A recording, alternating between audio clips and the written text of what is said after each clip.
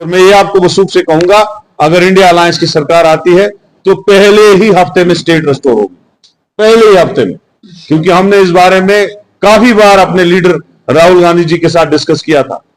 तो इंशाल्लाह मुझे पूरा यकीन है कि ऑल इंडिया लेवल पे हुकूमत बदलेगी। लोग बहुत परेशान हैं महंगाई से, बेरोजगारी से, लूटमार से, और ये जो बड़े लोगों को बड़ा बनाया गया और छोटों को खत्म किया गया, इस चीज पे कंट्रोल होगा और हिंदुस्तान भी आगे बढ़ेगा और जम्मू कश्मीर भी आगे बढ़ेगा। मैं प्लीज अभी प्रेस के साथियों का मैं कांग्रेस पार्टी के श्रीनगर हेडक्वार्टर पे स्वागत करता हूं। आज हमेशा की तरह आप अपने टाइम पे हमारी बीसी कवर करने के लिए आए। आज का जो मुद्दा है वो ये है कि हमारे नौजवान कैंडिडेट जमीर अहमद साहब बारामूला कॉन्स्टिट्यूंसी से, इन्होंने बारामूला लोकसभा कॉन्स्टिट्यूंसी से इन्होंने अपना नॉमिनेशन भरा था इलेक्शन लड़ने के लिए, और पटन के एरिया से बिलोंग करते हैं और काफी सपोर्ट था इनको यंग यूथ का भी और लोगों का भी वहां से।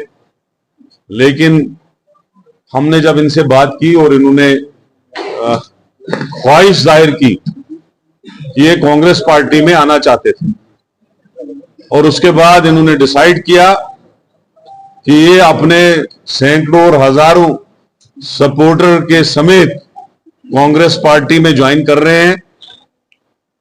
और कांग्रेस पार्टी, चूंकि आपको पता है कि कश्मीर की तीनों सीटों पे कांग्रेस पार्टी नेशनल कॉन्फ्रेंस के कैंडिडेट्स का सपोर्ट कर रही है, और बारामूला कुपवाड़ा जो कॉन्स्टिट्यूंसी है वहां पे जनाब उमर अब्दुल्ला साहब इलेक्शन लड़ रहे हैं। On behalf of Congress party Zameer Ahmed साहब आज के बाद उमर अब्दुल्ला साहब की कैंपेन करेंगे।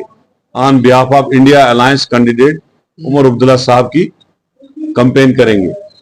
तो मैं ये कहना चाहता हूं कि आने वाले वक्त में इंशाल्लाह मुझे पूरी उम्मीद है कि जम्मू में भी हमने 2 सीटें बहुत अच्छे मुकाबले में जीत ली होंगी। इंशाल्लाह रिजल्ट निकलेगा तो हम जीत जाएंगे।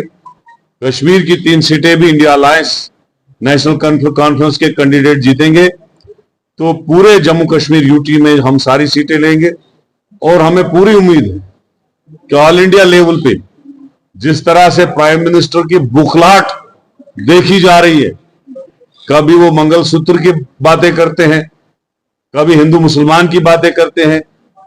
कल को तो अजीब ही बात सामने आई, जो लोग मोदी जी के सपोर्टर हैं, जिनका 15 लाख करोड़ उन्होंने कर्जा माफ किया, जिनको हिंदुस्तान के सारे बड़े बड़े ठेके 10 सालों में दिए, उनकी बात की कि कहा कि टेम्पू में उन्होंने कांग्रेस को पैसे दिए। ये अजीब बात है।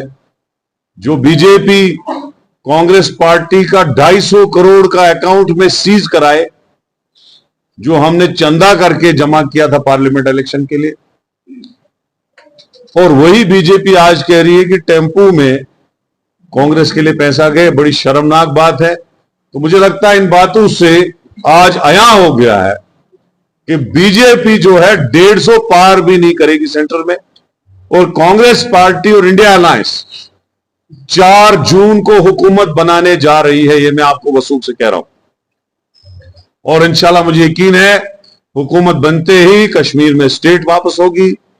यहां के जो भी प्रॉब्लम मुश्किलात है, अनएम्प्लॉयमेंट है, डेवलपमेंट के मसले हैं, हिरासमेंट है, मुलाजमों को हिरासमेंट है, हमारे फ्रूट ग्रोवर का इशू है, किसानों का कर्जा है, इन सब को हम रिड्रेसल करेंगे। और जहां तक बिजली का मसला है, स्मार्ट मीटरों को फेंकने की बात हमने की थी और इंशाल्लाह हम उस वादे पे कायम हैं। तो ये सारी चीजें हम करेंगे। और जो प्रोटेक्शन जम्मू कश्मीर में खोई है 370 के बाद, जिसमें जॉब्स की प्रोटेक्शन थी, जैसे 1927 में हमको महाराजा ने स्टेट सब्जेक्ट दिया था, और वो स्टेट सब्जेक्ट 3 चीजों के लिए था। एक, जॉब की प्रोटेक्शन, जब भी कोई नौकरी का फॉर्म भरता है उसको स्टेट सब्जेक्ट लगाना पड़ता था साथ। दूसरा, जमीन की प्रोटेक्शन, अगर कोई भी आदमी किसी से जमीन खरीदता था तो स्टेट सब्जेक्ट साथ में लगता था, और वो बाहर वाले आदमी को होता नहीं था।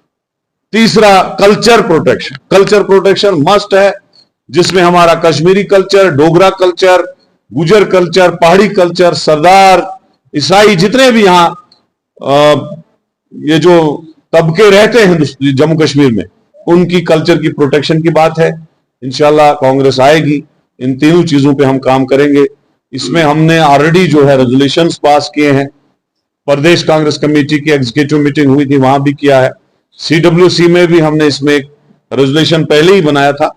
तो ये कांग्रेस काम करेगी।